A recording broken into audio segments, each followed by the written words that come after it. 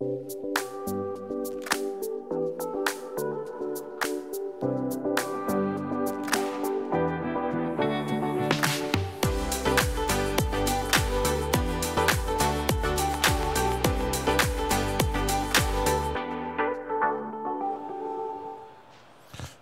et bienvenue sur ce plateau TV Énergie renouvelable et territoire du salon Bipositif 2017.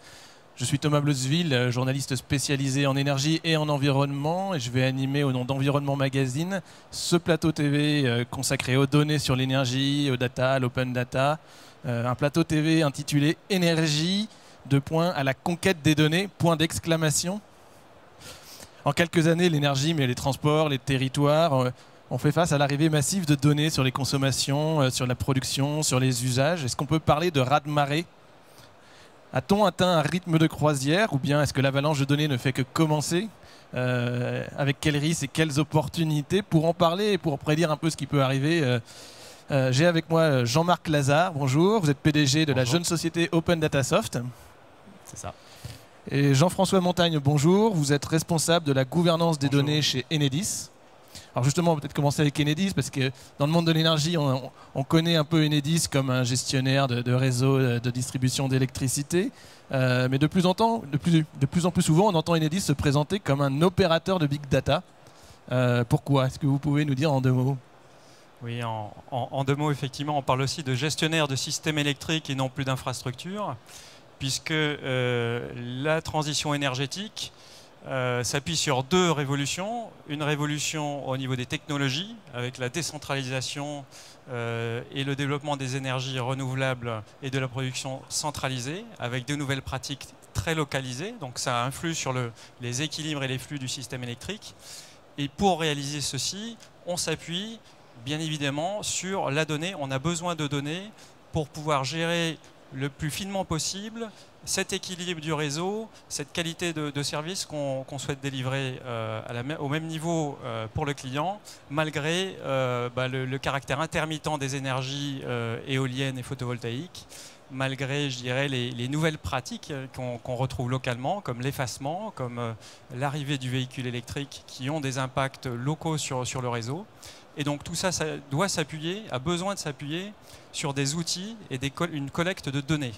Donc on a effectivement ce déploiement des compteurs communicants qui va nous aider, non seulement Enedis, mais toutes les parties prenantes, le citoyen qui devient un acteur de la consommation également, qui vont aider donc Enedis à mieux connaître, mieux voir, sentir les flux de l'énergie de telle manière à bien équilibrer ce réseau et permettre son développement en cohérence avec les politiques locales des acteurs territoriaux.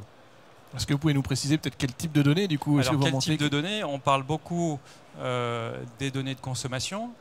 Nous venons de publier il y a quelques mois en Open Data, on y reviendra, l'ensemble des consommations annuelles à maille quartier, donc communale et quartier, cette maille IRIS qui est la maille INSEE, donc sur l'ensemble de la France avec un historique de 5 ans. Donc ça, ce sont des données très intéressantes pour les territoires, pour les collectivités et même pour le grand public et les startups qui souhaitent développer et mieux connaître l'évolution je dirais, territoriale de la consommation énergétique.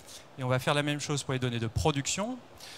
Nous parlons également de données qui font état du parc, du développement de la capacité de production décentralisée qui se connecte au réseau pour fournir de l'énergie.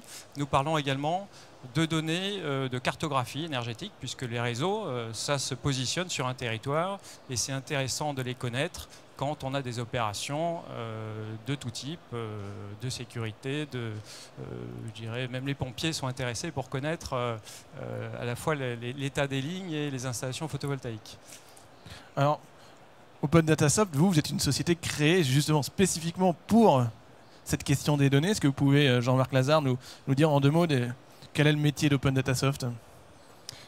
Oui, le constat qu'on a fait en créant la société il y a 5 ans, c'est que ces différents sujets, donc là on parle de l'énergie, mais c'est vrai dans la mobilité, c'est vrai dans d'autres secteurs, notamment à l'échelle d'un territoire.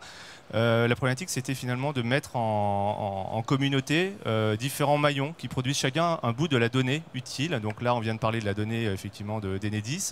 Il y a des données qui sont produites beaucoup plus en aval, donc par le consommateur final, et beaucoup plus en amont par le producteur, les producteurs, du fait justement de la multiplicité des nouvelles énergies. Et donc, c'est toute cette masse de données qui se crée à différents endroits de la chaîne et du réseau, d'une certaine manière, c'est un réseau de données. C'est seulement si on a la possibilité de les rassembler et de les mettre à disposition pour les analyser, pour mieux comprendre ce qui s'est passé dans le passé, et puis donc de mieux prendre des décisions pour le futur, que l'on avancera justement dans des politiques de transition énergétique. Donc nous, notre constat, c'était que ça allait être compliqué. Si on attendait que chacun de ces acteurs se mette à travailler ensemble, je dirais, avec les mêmes systèmes. Donc on a décidé de créer finalement une sorte de tiers de confiance, une plateforme où tout le monde peut regrouper ces données et les partager avec les autres parties prenantes. Alors parfois complètement ouverte et libre et gratuite, et là on parle d'open data, donc typiquement des données qui viennent d'être mentionnées sur la consommation MyIris auprès des acteurs intéressés par ça, et parfois des mailles je dirais encore plus réduites, où là évidemment pour des questions aussi, mais on y reviendra sans doute après, de confidentialité, elles ne vont pas être ouvertes et partagées avec tous, mais qui malgré tout méritent d'être partagées avec d'autres acteurs locaux. Donc on est vraiment sur un maillage, je dirais, du partage de la donnée. Nous on est l'opérateur finalement, vous du réseau de l'énergie et nous du réseau de la donnée, entre tous les acteurs qui en créent et qui ont besoin de celle du voisin. Vous apportez la solution plateforme entre tous les acteurs. Exactement, nous on a une solution technique en ligne qui permet de faire ça très, très facilement. Donc on va travailler aussi bien donc avec Enedis, mais aussi dans d'autres énergies avec un GRDF, avec des producteurs comme EDF, avec des gens qui sont plus en aval. Et finalement on les relie et on permet à la donnée de bien circuler et d'être réutilisable et intelligible pour développer de nouveaux usages.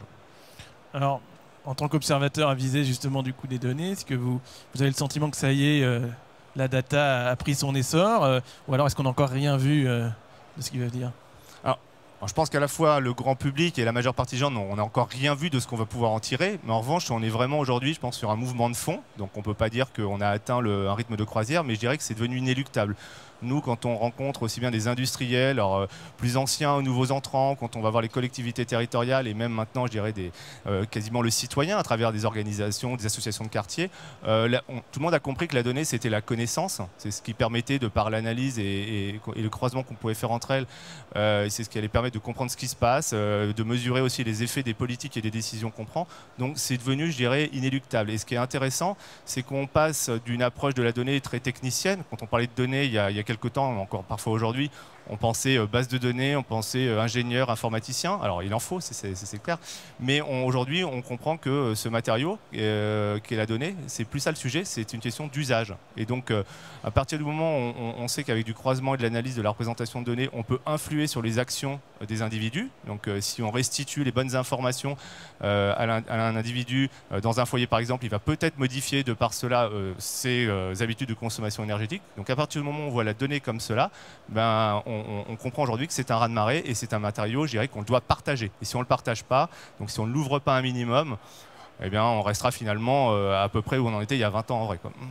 Alors Jean-François Montagne, vous me corrigez, mais je crois que les exemples que vous avez donnés, c'est par exemple le cumul de la consommation à l'échelle d'un quartier sur une année, donc pour les dernières années. Ça, c'est ce que vous avez mis déjà à disposition. Alors, quel autre type de données vous allez pouvoir mettre à disposition dans les mois Alors, on parle vous avez parlé de raz-de-marée. Il faut repositionner aussi, je dirais, le contexte de l'énergie qui connaît des vagues. Je dirais, pour moi, la libération des données va procéder plus par vagues. On a eu cette première vague de données qui fait partie, je dirais, de la démarche de la transition énergétique, et avec différentes dispositions réglementaires qui sont arrivées et qui ont aidé, je dirais, à bien cibler et bien ouvrir les données dans le respect de la protection des secrets, puisqu'il faut rappeler qu'une donnée, si c'est une donnée qui concerne la consommation des citoyens, elle est protégée. Si c'est une donnée qui concerne la consommation d'une entreprise, elle peut également receler des informations sensibles de l'activité commerciale de cette entreprise. Donc on doit les protéger. La loi de transition énergétique nous a donné, je dirais, un cadre pour pouvoir exposer ces données. Première vague. Donc les jeux de données à maille Iris, infracommunale, c'est 250 000 lignes de données ouvertes, accessibles sur le site Open Data d'Enedis. Accessible sur le site Open Data d'Enedis ou directement sur Etalab, le site d'Etalab, Open Data, qui concentre l'ensemble des données qui ont été décidées d'être ouvertes par les différents acteurs chargés d'une mission de service public. Ça, c'est une vague de fond qui s'inscrit dans un mouvement plus général qu'il faut avoir en tête, qui s'appelle l'Open Government, c'est-à-dire la gouvernance ouverte, qui est un mouvement qui rassemble plus de 70 pays aujourd'hui, dont les États-Unis, dont la France, qui est le président cette année de ce mouvement, et qui a pour but, qui a 4 principes: la transparence, la participation des citoyens aux décisions, l'intégrité, c'est-à-dire qu'on peut, grâce à la transparence, rendre des comptes sur l'activité d'une mission de service public. Je crois qu'on en a bien besoin en ce moment. Et bien également l'innovation, puisque l'ouverture des données va permettre à tout acteur, que ce soit effectivement le grand public, l'universitaire, la start-up, la grande entreprise ou la collectivité et tout autre acteur, d'utiliser, d'exploiter ces données, de les croiser et puis d'en faire des analyses et peut-être proposer de nouveaux services. Ça, c'est la première vague. La deuxième vague, elle arrive, elle est liée au déploiement des compteurs communicants. Alors les compteurs communicants, je l'ai expliqué, ils sont nécessaires pour ce développement, ce fonctionnement plus local des réseaux d'énergie, de la décentralisation. Et vous comprenez bien que même si, grâce à tous ces gros produits technologiques, on aura demain des maisons quasiment autonomes, quand il y aura un surplus ou quand il y aura un manque, un besoin d'énergie, il y aura quand même besoin d'un petit peu de réseau pour se passer les électrons, que ce soit de la solidarité entre voisins, par quartier ou de manière plus générale. Donc les compteurs communicants vont aider à ça. Les données sont protégées. Et encore plus, puisqu'on est dans de la donnée personnelle sensible. Si le citoyen le souhaite, il peut activer la collecte de ces données, la fameuse collecte de la courbe de charge, pour son propre bénéfice d'abord, et puis pour le partager avec son consentement, ce qu'on appelle le consentement du client, avec les tiers dont il souhaite avoir un service. Par exemple, ça pourrait être qui Alors, ça peut être des associations.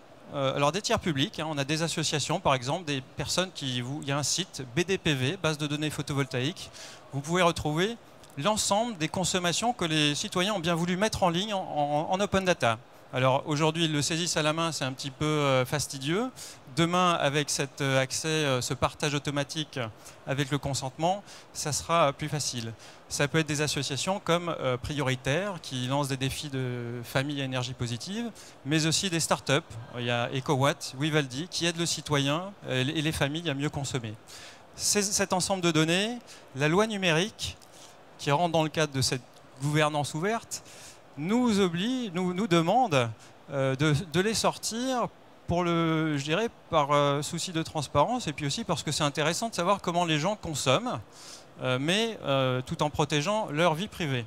Alors, on a un canevas qui est très précis, mais qui va nous amener au fil de l'eau, au fil du déploiement de ces compteurs, donc jusqu'en 2021, à utiliser toutes les données collectées et de manière anonymisée, c'est-à-dire des mesures quotidiennes, infrajournalières si le client a donné son consentement, mais ce n'est pas obligé.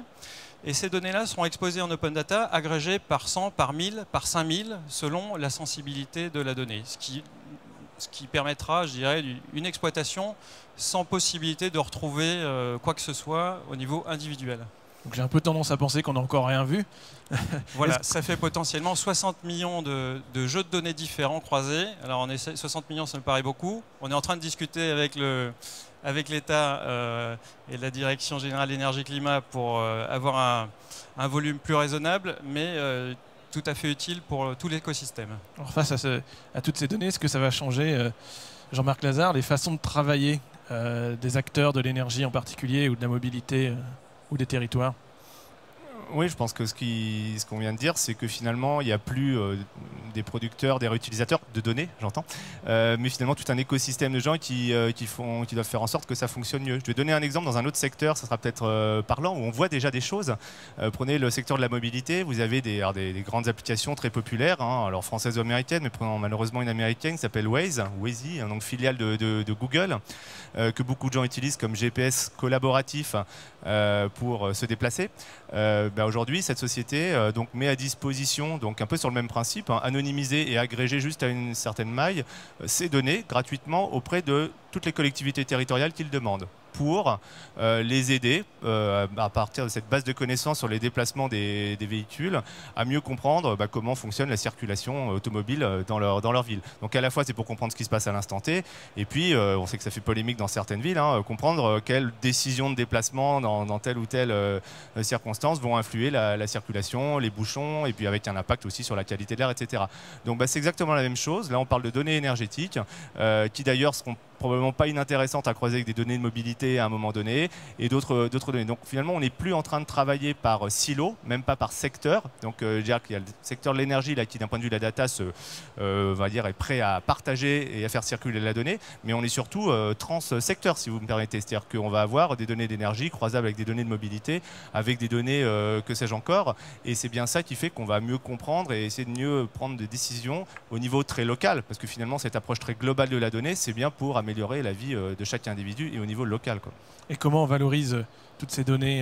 Qu'est-ce que vous avez des conseils à donner? Et je ne peux pas ne pas vous poser la question, comment on évite des risques les risques, je dirais que c'est une chance et une opportunité, c'est qu'aujourd'hui on a un cadre légal qui fait que, en tout cas, les choses sont relativement claires. Alors toujours des ajustements, mais on a ce mix, hein, cette espèce d'équation impossible entre plus protéger la donnée personnelle, on va dire, et c'est très bien, et en même temps permettre sa circulation. Donc il y a cette notion de consentement maintenant qui est introduite en France, qui arrive avec le règlement européen applicable à partir de l'année prochaine, qui va s'appliquer à tous les secteurs d'ailleurs, pas que l'énergie. Et donc, il y a quelques challenges techniques, mais aujourd'hui on sait faire. C'est pas simple, ça dépend d'où on part, mais c'est un premier point. Donc il y a un cadre légal qui le permet, et je trouve que c'est une excellente opportunité pour concilier meilleur respect de la vie privée du point de vue des données et innovation, et transparence, qui est un élément évidemment fondamental de ça. Ensuite, je dirais qu'il y a des bonnes pratiques. Alors Enedis l'expérimente plutôt bien, plutôt un bon élève, je dirais, aujourd'hui dans le monde de l'ouverture de la donnée. Il faut rendre ces données réutilisables. Donc là, c'est un peu technique. Il faut qu'il y ait des licences appropriées, voilà, qu'on explique dans quelles conditions vous avez le droit de les réutiliser, qu'elles soient effectivement réutilisables, donc techniquement, qu'elles soient dans des formats standards, ouverts, réappropriables par tous. Donc il y a des bonnes pratiques techniques. Donc ça, c'est notre job, hein, on va dire, Open Data Soft, d'aider les gens à faire ça vite et bien. Et puis après, il y a surtout un élément essentiel, c'est se concentrer sur l'usage. À quoi ça sert, effectivement, et qu'est-ce que Enedis lui-même, mais tout acteur qui ouvre ces données, qu'est-ce que je peux améliorer dans la qualité de service de mes clients, de mes partenaires, de mes fournisseurs, grâce à une meilleure exploitation de ces données, et en croisant finalement des données à partir de gisements que je ne soupçonnais pas avant. Donc on voit de plus en plus finalement d'acteurs qui viennent de mondes différents, qui se disent « Ah, mais finalement, on a le même client. Enedis m'a comme client, mais je suis aussi client d'un autre service, dans un autre domaine, la mobilité. Et peut-être que, en faisant une analyse croisée de ces données me concernant, on va m'aider à mieux vivre mon quotidien. » Donc c'est ça qui est la révolution de la donnée et l'économie de la donnée qui est en train de se créer.